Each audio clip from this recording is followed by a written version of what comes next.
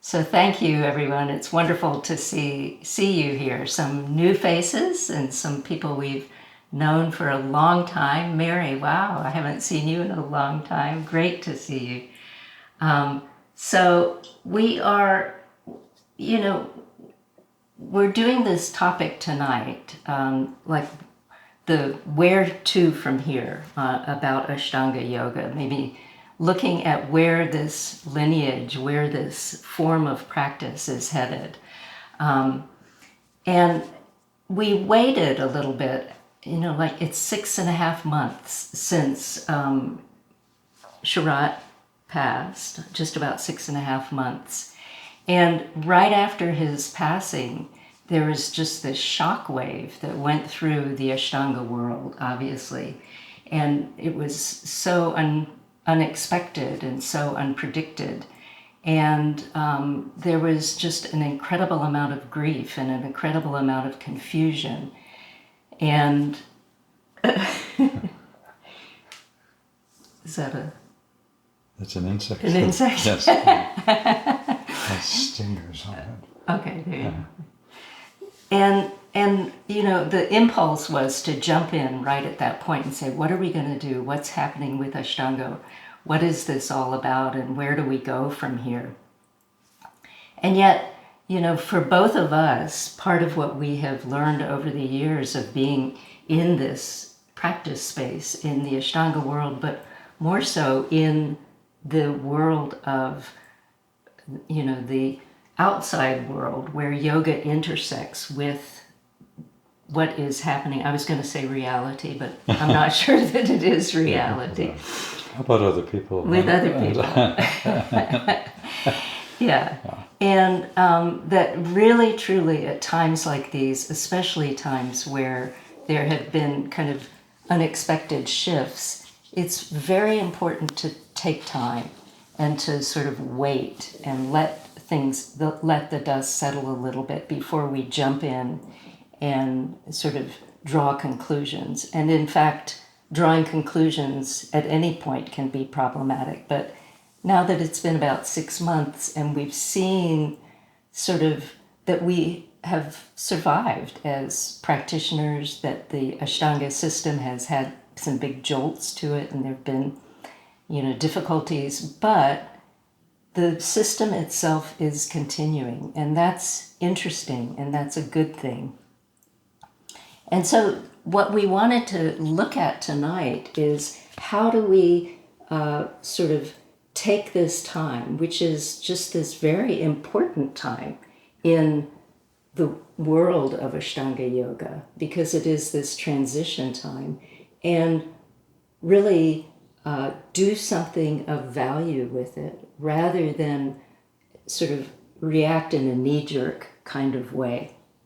And we thought that a way to sort of contextualize what's been going on is to look at the way many of us have entered into our practice and into Ashtanga yoga. And what really often happens is that you find something like yoga that speaks deeply to you or moves you deeply. And when that happens, often there's this sort of feeling that, well, this is when this, whatever it is you've run into, started. In other words, the first time I went to India, it took me quite a while to, and went to Mysore and got really introduced to Ashtanga, realized it was something that was kind of changing my life. And from that point on, for about 10 years, I was like, well, that's what Ashtanga is. It started when I got there, and that's what it is, and that's its form, and that's when it was real, and that's when it was the true practice. That's the original That's form. the original form. When in fact it was just my own stupidity making those assumptions. It was something that had been going not only as Ashtanga Vinyasa yoga, but as Ashtanga yoga for a long, long time. And I knew that, but deep inside there was this feeling of, whoa, the real thing started when I actually got a taste for it. And that is kind of the thing we often, many of us do, is we think this is when it started, is when I interfaced with it. Not in an egotistical way, but it's because that's when you become aware of it. And because it touches you deeply, something touches you deeply, and it doesn't have to be yoga. It could be... And you're often looking back at when you got touched deeply, hoping to reproduce that. Yeah. And so it's almost like you took a photo of it, and then for years perhaps you're trying to regain the exact photo. Yeah. And you never find exactly the same thing. 'Cause Yeah. it's like you take a selfie and then you'll never look the same, but you're missing out on what it is, perhaps. Yeah. And so just for all of us at this stage in our practice to realize, wow, it seems like, and I'm saying this in part because we've had messages from students we know and students we don't know who've said, I'm lost. I don't know what to do now because Sharata is gone and how am I going to practice and how am I going to do this? And those are very valid feelings because there's a lot of grief associated with the changes that have taken place and with the death of someone we care about. But at the same time, that is a reflex that happens when we sort of don't know what to do because we haven't sort of absorbed the practice in a way that we feel both supported by it, but independent from it. And when you contextualize any lineage like Ashtanga yoga, that's what you start to see, is that lineages are extraordinarily important in any kind of teaching. In yoga teachings and Buddhist teachings, it's often talked about as, oh, this is the lineage. And there are good reasons for that. And the lineage is, in some ways, it is the Dharma, the teachings that are going on. And it's also the teachers that have been there. But it's also the students who have been part of the lineage. And what makes a lineage healthy and vibrant and one that will evolve with time, because if you look at any lineage that goes back thousands of years, there are many people who have been the leaders of these lineages who have passed on, and then someone else has come along and many more students have come along. And the health of these lineages is really dependent on the student and the teacher and the community at large interfacing and supporting one another, so that not only is the teaching being passed down, but a sense of support of the individual being an individual, the community itself being a community itself, and the teachings not being fundamentalist, stuck in stone teachings, but teachings that have foundational values and truths and some essence to them, but that really speak to those who are part of the practice, part of the learning process. And so lineage could be, in a scientific line of study, in astrology, or astronomy, or in, mathematics, or in art. Or it could be in a philosophical vein, or a practice vein, like, those of us who are part of this practice. And I'm thinking like with a scientific lineage, where it's good to learn what a few others have been looking at for a few years. It doesn't mean that it can't evolve. That what is being taught in the lineage is how to learn and how to evolve, rather than this is, you memorize this and that's it for eternity, and don't ever deviate or you'll get in trouble. And so it's... And so often, Richard, you say, and I love this when you're talking about lineage, that, that a lineage is a reflection of those of us who are, interested in the topic, and that we come as an individual, but we have two parents, Oh, yeah. which bring part of our lineage. That's part of our lineage, and those parents have each got two parents. Yeah, anyone who's really influenced you,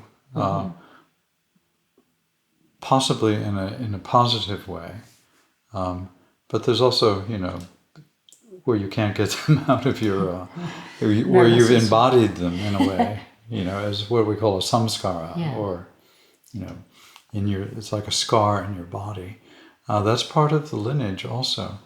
And it's interesting, the idea is that here we are, and, you have two parents, and then how many, but you have 4 grandparents, 8 great-grandparents, 16 great-great-grandparents, 32 great-great-great-great-grandparents, and just the further you go back, it just gets enormous. And all of them have influenced each other, even in the lineages where most of the practitioners or most of the members are, they're monks or they're nuns, they're not procreating. Yeah. But they also have parents. Yeah. And so they have an attitude, they have a language, they have cultural preferences. And so... and when we were thinking about this, it's also that we've had teachers outside of the specific lineage, outside of our family, let's say, and outside of, in this case, the Ashtanga yoga lineage. Like, I was thinking back to, my first grade teacher who, was a wonderful person, or my home economics teacher in high school who gave me a breath mint on the way out the door the day we made, garlic bread, and instilled in me this idea of, as a woman you cook, and as a woman you can't have garlic breath, and so, those were ideas that stuck with me for a few years, and actually helped me when I went to India to realize, yes, you're a woman who cooks, and so, and by that point I had seen the silliness of being handed that mint on the way out the door, but it was something that softened me enough to be able to see the cultural context of going to Mysore, India in the year we went, in the circumstances we went, where it was interesting to be a woman. It was not the same thing as being a man. And so as not to take things personally. And so the benefit of having all of these different teachers and family members that then provide this background for you when you find a more formal lineage, like a lineage of Dharma, let's say, they give you the wisdom, if it could even be called that, I hate to call it, they give you the potential wisdom to not take things personally, to not fall into the trap that we tend to do, where we think this is my lineage, it was like this when it started, when I got there, and that's it forever. And then the head of that lineage passes on, and I don't know what to do.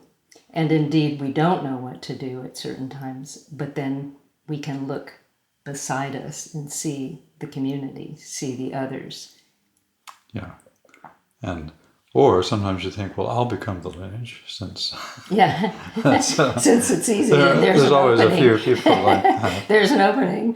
Yeah. The emperor has fallen, I'll just fill the empty throne.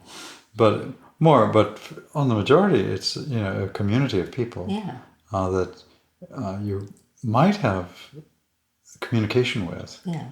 And just communicating honestly is a huge... Actually, it's a part of what the lineage teachings technically are, if you look into them.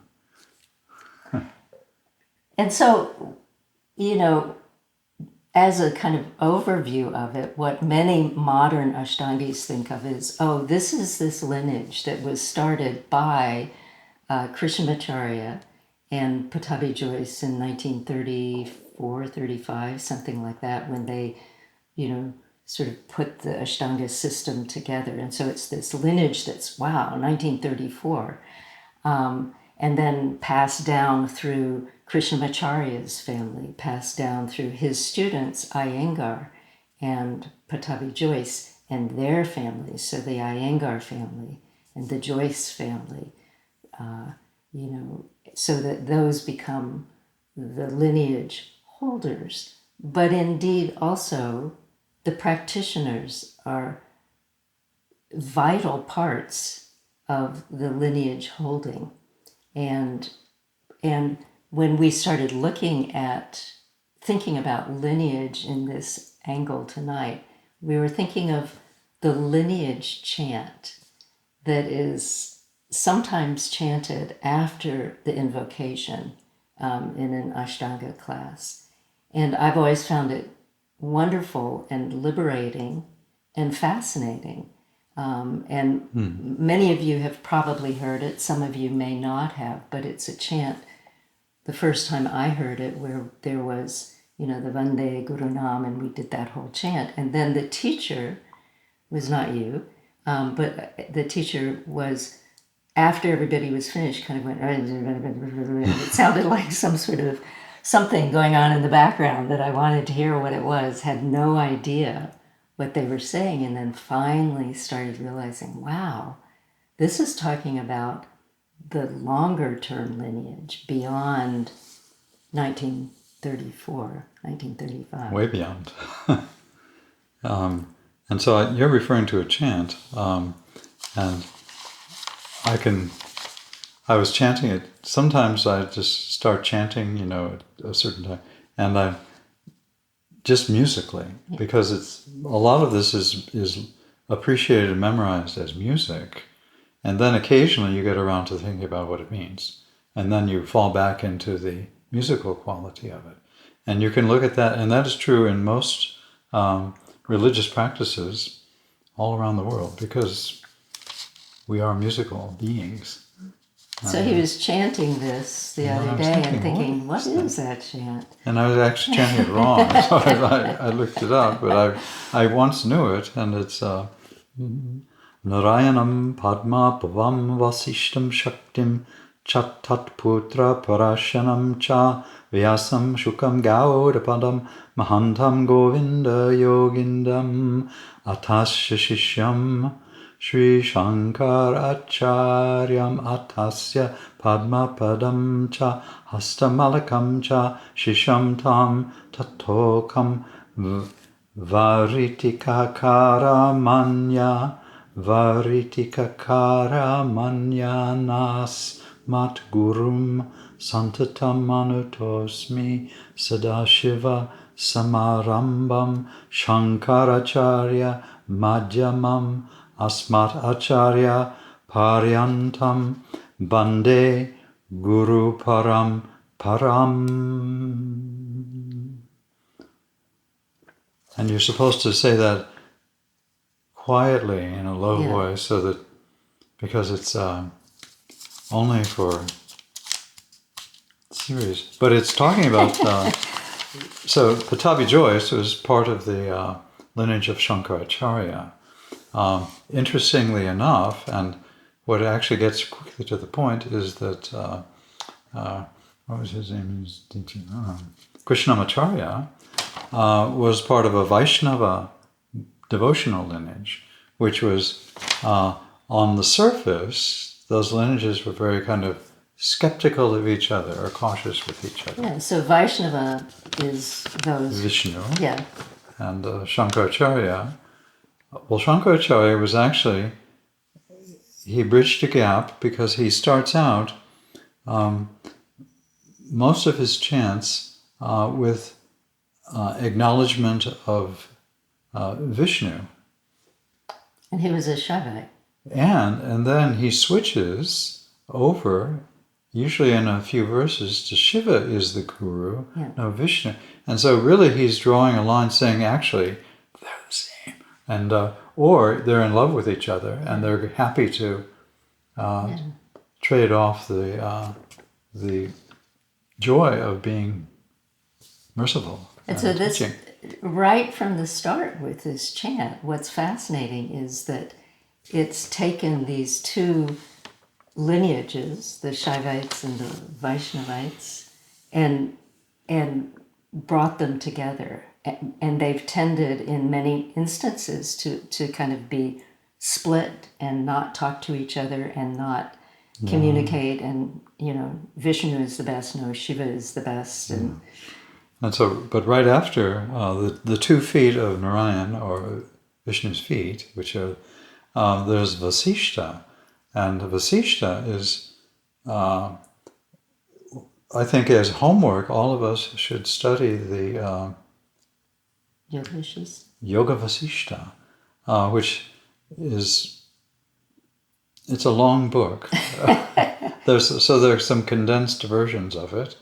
Otherwise, it's about 4,000 pages, or 4 volumes on your bookcase. But Vasishta was this, it just is telling stories. And he was the guru of Rama in the Ramayana. So Vasishta was like so respected that even Rama, who is Vishnu, would say, "Oh, you are my teacher." And Vasishta is wonderful at telling stories. But Vasishta, in his actual life, his wife, who was named Shakti, they had a son, and it said that the presence of that son caused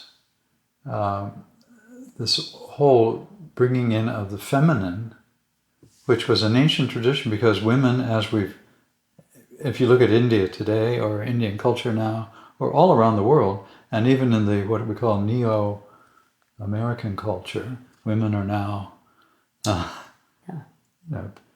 in their place. In their place, yeah. Thankfully, just I know cooking. you can relax now. Yeah, just cooking. But there's been a resistance to that a lot of these teachers like Vasishta thought was actually kind of a true phenomenon, important to acknowledge, but also kind of a farce. And so that he represents in a lot of his stories women teachers.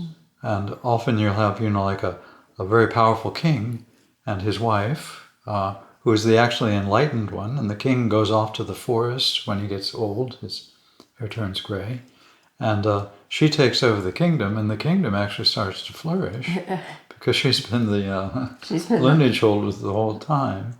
And so he loves to flip it back, and there are a number of texts historically where it's a complete reversal. And the goddess is the supreme teacher, and all of the gods, including Shiva and Vishnu, are like, and it's quite funny. And I think a lot of the teachers in the Shankaracharya lineage had a sense of humor. I think Shankaracharya had a sense of humor too. And don't ever tell people that if you're in Mysore. How could you? But it's part of your homework is to study Yoga Vasishta. And we could go on from there. But and so others in the lineage chant. In the lineage chant, it goes down, and then in the last section of it, it's Sadashiva. All of a sudden is the guru. And so all of a sudden, Sadashiva. So Shiva is Shiva, but Sadashiva is the real Shiva. And just like we always say that about deities, there's the deity, and then there's the real deity. And you're supposed to go, it makes you pause, thinking that maybe the label you have is not the thing. And And that's often the case. Your name for something isn't exactly the thing in and of itself.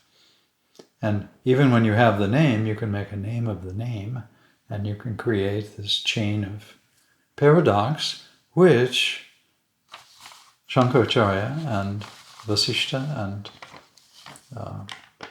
Shiva, they all kind of delight in that, because it makes you all of a sudden find out what is actually important, and that is really the interconnection with other beings, human beings, but also all beings, And including nature. the lack of, or the resistance to the divisive mind, seeing this human as better than that human, that's kind of fundamental in this chant, is like looking at the sort of interplay between male, female, the two main gods, the different teachers of the, within the lineage, and looking at the value that sort of depth brings to any kind of teaching that then comes out of the lineage, and so it's So and you see people are in different circumstances, but you feel the connection to who they actually are, almost as if you were a relative of them, even if a person, and we're always tested by the really crazy ones, or even within ourselves, but if you can see it more deeply, you have compassion anyway. If you don't have what we call this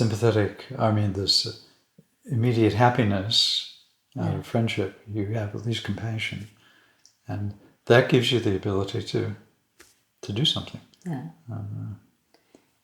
And so this chant really is what's representing the foundation of what we today know as Ashtanga Yoga.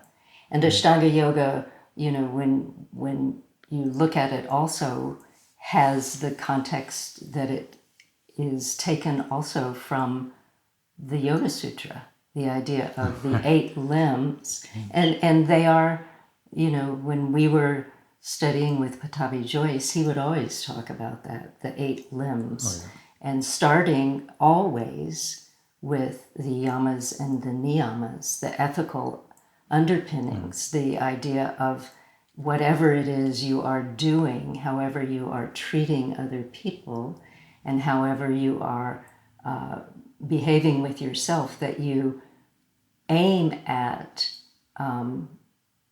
certain values like truth, if you can manage to do that. I think the yamas we might know. Ahimsa, which means don't harm. It also can be translated as be nice. Don't harm. And then, what is it?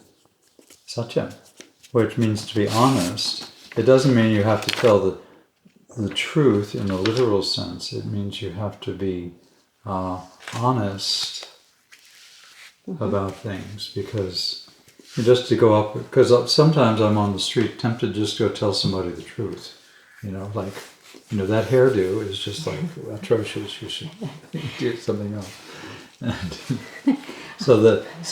but it's based on the ahimsa, or the respect of other beings. Excuse me. Then you tell the truth. Yeah. Or it's truth. And then it's asteya, which means don't take what is not yours. What is not yours. It's often trying to just don't steal things, but looking at in the world of yoga and the world of philosophy and tradition, it has more meaning. And then brahmacharya, and so that's often translated as being celibate, but it doesn't literally mean it. It means to act within Brahman, so you can have any kind of relationship, but you have to see the other being not as an object. Yeah, you have to see them as Brahman. Yeah. Which is, you have to see that they are. the Ishvara, the beloved, and that way they won't be abused. And then aparigraha means all over the place in all dimensions, up and down, left and right. Let it go. Just release it as it is. And that is a huge part of the Ashtanga teaching is vairagyam. So we practice, some of us practice all day, abhyasa, huff and puff, grit your teeth, growl, trying to get the next posture. But then, vairagyam is just like and it's the vairagyam that takes you into that taste of samadhi or nirodha, and it yoga. takes you into that taste of what it was that really got you hooked, usually. Even though often with Ashtanga yoga, people become hooked by the workout and all of that, but really truly beneath it, I think most people, this is an interesting thing with Ashtanga practitioners, is that most Ashtanga practitioners, when you get them on their mat, and the benefit of this practice to me is that pretty much every single one of us, you get on the mat and you're humiliated in front of yourself again and again and again. And that's a good thing. And it's a good thing. So. It's a good thing because then you realize, whether you realize it consciously or not, you realize, wow, I'm not seeing what's actually going on. I'm getting trapped by my ideas of what I should do or what I want to do or what this practice is. Well, you become aware that your mind is just wandering and talking all these kind of fantasies and imaginary conversations all the time. And is it embarrassing? I think that's part of the process. Only when you admit it, then you get off your mat and pretend it didn't happen. But So it's not like a theatrical sport in which you're trying to look really good, or you might be that way for someone. Yeah, or for a period of time. And for a period of time, and even if you fall into that mode, because that mode of mind is always available within every person. Mm-hmm. And so occasionally the vanity might even pop in. But then, when you go back as a practitioner and having, been involved in this form of yoga for a number of years, I've seen, how it has stripped away so much of my sort of defense mechanisms that were defenses against being real myself, not defense mechanisms that are good for navigating in the world and staying safe and being a kind person as best I can, etc., without harming oneself, but more the ways in which, we sort of, I'm speaking totally from my own experience, but the ways in which sometimes I just don't quite go that extra step to be completely real, because there's a little bit of fear of failure or a little bit of fear of, embarrassment or whatever. Not so much on the mat, like can I get my leg behind my head or whatever, which, not that, but more like the authenticity piece where I'm almost there, but then stop. And something about this form of practice, when you really get absorbed by the rhythm of the breath, moving with that rhythm, keeping the gaze soft and steady, and then keeping, like you were saying, the sense of humor that Shankaracharya sort of had at the beginning of the lineage, and the sense of humor being like, this is not about me, and this is not about necessarily the particular sequence of postures, but it is, when you look at it as something where it is, yes, it's bringing these complementary opposites together in a way without muddying them. In other words, being able to see, if you take it back to the lineage chant, it would be being able to see the value of Shiva, the value of Vishnu, and not seeing them as, oh, well, they're just exactly the same thing and one, but also not seeing them as separate. So it's truly the, non-dual approach, right? To sort of seeing things as not one, but also not two. Right, and allows you then to see it. So back to, if your mind is being slightly neurotic on the mat, can you observe that without trying to get rid of it? Or if you're trying to get rid of it, can you observe trying to get rid of it? So it's the ability to really observe whatever is arising, which can be absolutely shocking, and even to see that your mind says, oh, shocking, and to be able to observe that as sacred. Yeah. Not necessarily as you, but it's something that is astonishing, and that allows you to wake up to how deep everything is. And so there's the other chant that we all do, Vande Gurunam Charana Ravinde, which everybody knows that one. Anyway, but that's often, it's a funny chant. And Vande Gurunam, you'll often hear people say Vande Gurunam, and they're trying to correct the fact that the word Gurunam is plural, meaning three or more. So plural is three or more. Dual is just two. Mm-hmm. And so the 2 feet, they try to correct it to a dual case.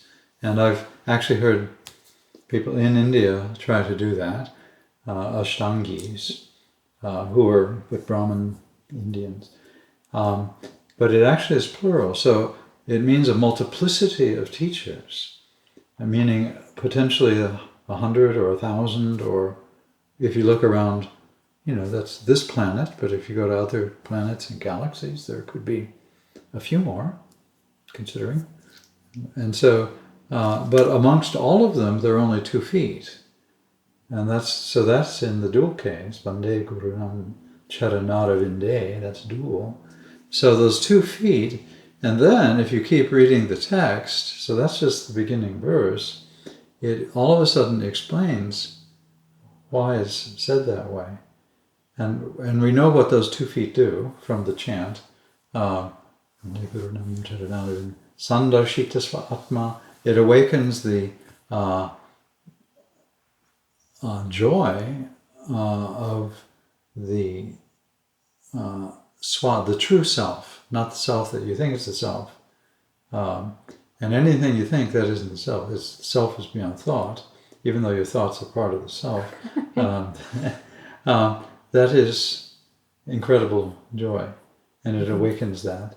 And then it describes that the 2 feet are like a jungle physician, and they do away with all of the delusion of samsara, of the poison of samsara, without any residue.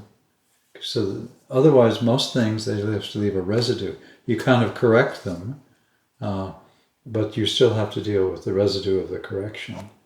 And so without residue, that's becoming the deeper yoga. Mm-hmm. But then the next verse, it goes all of a sudden, we started out with, all of a sudden it goes to Sadashiva, Sadashiva Ptani.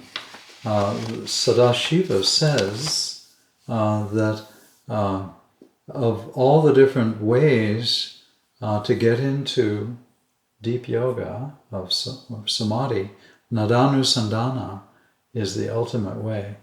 And this is, nada is sound or sensation, means like a river, like a nadi is a little river, and a nada is a big river.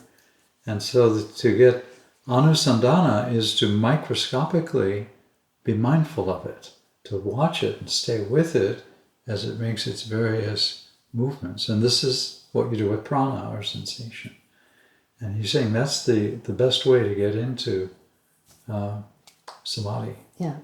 And then finally, fourth verse. And this is, the invocation is the first verse from this Yogacaravali, and then these are the following verses that many of us kind of have not heard of or just don't really pay as much attention to because... Yeah, what's that? Yeah. And then he goes into pranayama, and then all of a sudden the fourth verse is a devotional verse to Narayan, to Vishnu. Yeah. And every fourth verse is actually, it becomes, just the love of Narayana Vishnu is the point. And then I think there are a few verses in it where the truth that is absorbing you into this, that is this reality, is feminine. And this is in the Yogacaravali. Mm-hmm. It's just 29 verses by Shankaracharya that kind of bounce back and forth through these metaphors. And, the whole idea that, the truth is a masculine thing and illusion is feminine. That's what people misinterpret Sankhya as being. And that's the way it's set up. But you can just switch the genders. And he does that back and forth in a kind of a fun way. Because you think you got it, and then 2 verses later, sorry.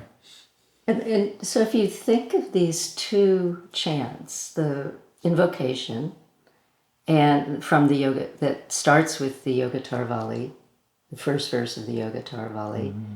And then you think of the lineage chant that really is an Advaita Vedanta chant pulling together these different perspectives, really. And also saying, that comparing and contrasting within one's own experience is very valuable. If you keep those in the back of your mind, and then you think about your own experience with Ashtanga Yoga, with whomever the teachers that you've had have been within that style and within that form and within that lineage. And you think of the fact that the Yogacaravali is saying this multiplicity of teachers, whether it was, in my case, Mrs. Engel giving me the breath mint and, my yoga teachers who have given me, you being one yoga teacher, Patabi Joyce being another, Tim Miller being another, Rodney Yee being another, Colleen Seidman being another, Joan Halifax being another. These teachers who have really influenced me, they are all, and for many current Ashtangis, Sharat is up there in this realm with these teachers who have really influenced us profoundly. And yet, each one of them has their own take on things. Each one of them has their own addition and their own, their own Mrs. Engel handing them their breath mints that they're bringing to the table. And it comes down to all of them having 2 feet, which is the wisdom of how this yoga works and how to sort of interface with that. Sorry. Right, I was just thinking that the 2 feet are actually, in Yogacaravali, turn out to be the sun and the moon channels mm-hmm. That are flowing in your nose, that flow up into the frontal sinuses. And this is where you can actually meet at the conjunction of the 3 rivers, right in the frontal sinuses. That's where the 2 feet are, that are dripping nectar. But all the manifestations of the teachers, and many, and this is true in most of the Tibetan lamas I've met, in fact, all of them, and they're all eccentric. Each one is a character, Mm-hmm. and a delightful character, but they're still a character, and they know it also, and so you're able then they communicate then with so. And the nice thing about broader or deeper lineage is everyone who sits on the throne, okay, so no political jokes, has others, they have their own sangha of people who are like them, who advise them, who are don't bow down to them, but are their advisors.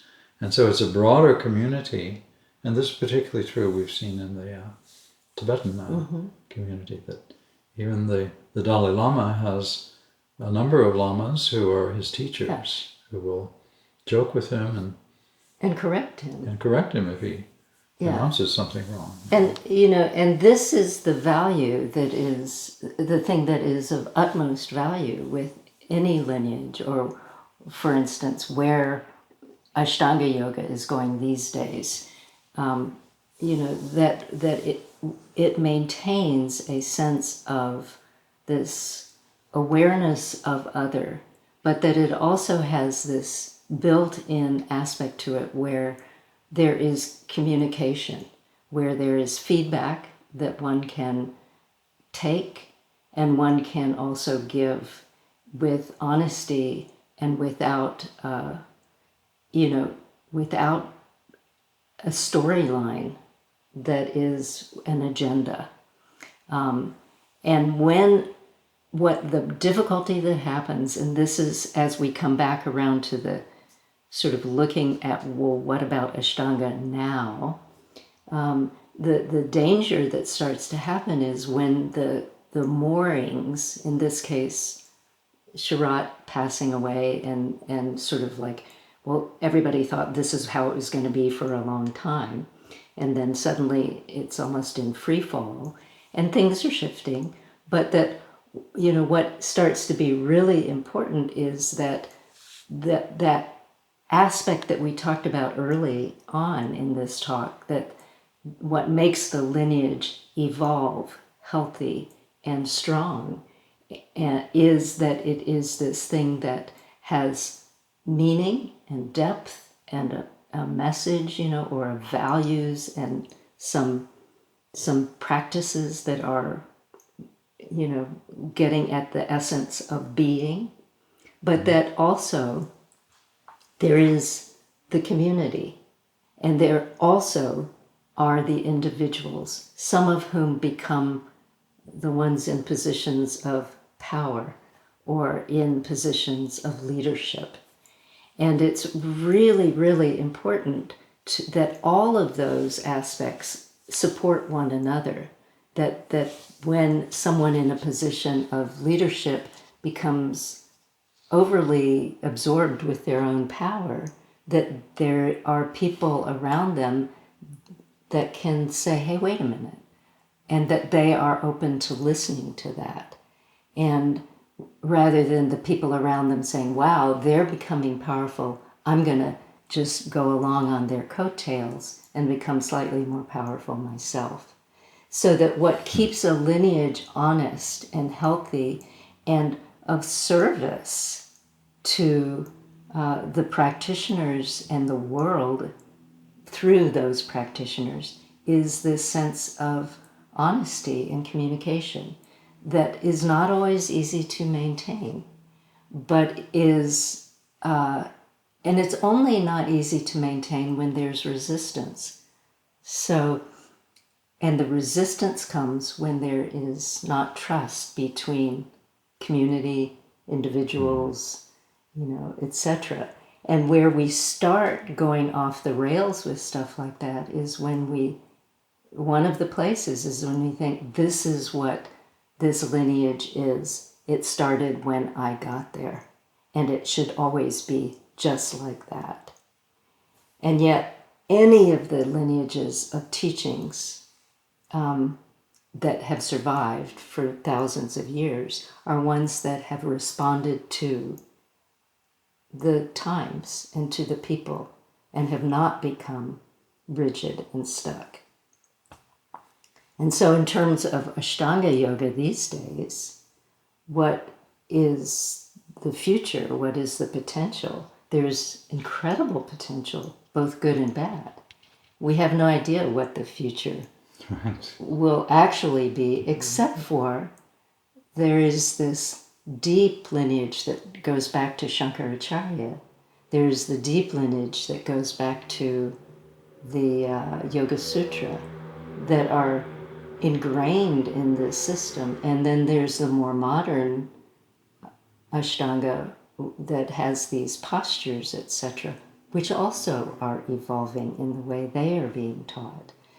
So we learn from, people who might have taught, who have, and one of the things we all know as people who've practiced Ashtanga is that people have sometimes been injured by themselves. I've done that to myself, trying too hard to do something, injuring yourself, or by a poor assist, and I've had that done to me too.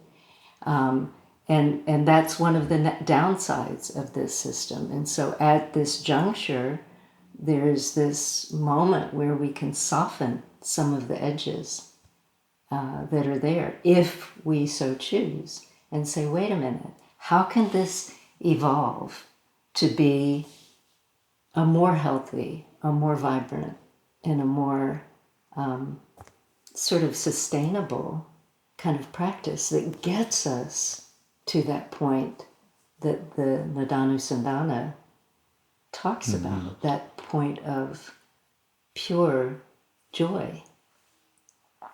Yeah. Yeah, and we, one of the things I think that really is important for all of us practicing now is to realize that there is sadness over the shifts that have happened with, confusion within this practice form, and also with the deaths of people who've been our primary teachers. And that grieving those shifts and grieving those deaths, that's a process that you don't just do in 5 minutes. You don't do it overnight. There isn't a time limit on how long you can feel sad about someone's death. You do it in your own way. And for some people it's fast. For other people, you were just saying this afternoon, 10 years later, you might feel this pang of sadness, and that's okay. And then that gets folded into the reality, the authenticity of, with that sadness, then how does this practice of embodying movement with breath, gaze, and sort of the natural intelligence of the body, how does that massage these difficulties through our system so that we can be nicer people, make fewer mistakes, make amends for the mistakes we have made, etc., etc. Yeah. And have the skill to keep trying. It's kind of like a big experiment. Yeah. It's a big science experiment. And if you're not doing it egotistically, but you actually, you'll do something with, and if it doesn't work, you'll get the feedback, and then you'll change. It's like a good doctor.